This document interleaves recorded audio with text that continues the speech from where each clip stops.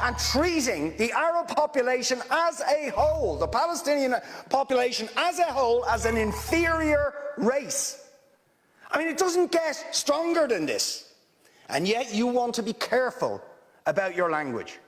You're happy to correctly use the most strong and robust language to describe the crimes against humanity of Vladimir Putin, but you will not use the same strength of language when it comes to describing Israel's treatment of the Palestinians, when it is now being documented and detailed by two of the most respected human rights organisations in the world, and indeed has been alleged by dozens and dozens of non-governmental organisations, and to be honest, anybody who looks honestly at the decades of brutal, inhumane persecution of the Palestinians, successive assaults on Gaza, the annexation of their land and territory, the systematic application of apartheid rules, you don't want to even use the word apartheid.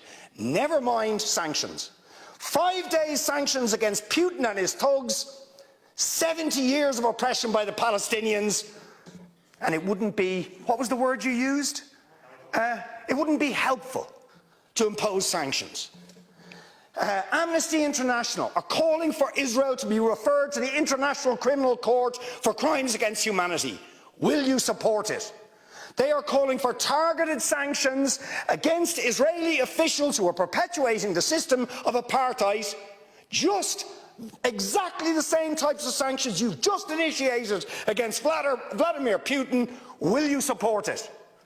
And I think the answer is clearly you're not going to. And then we ask the question, why? Why? With such strength of feeling, Fine Gael and Fianna Fáil and Green TD stood up one after the other, saying it was intolerable, the thuggery and the warmongering and the brutality of Putin. You wouldn't stand for it. Urgent action had to be taken.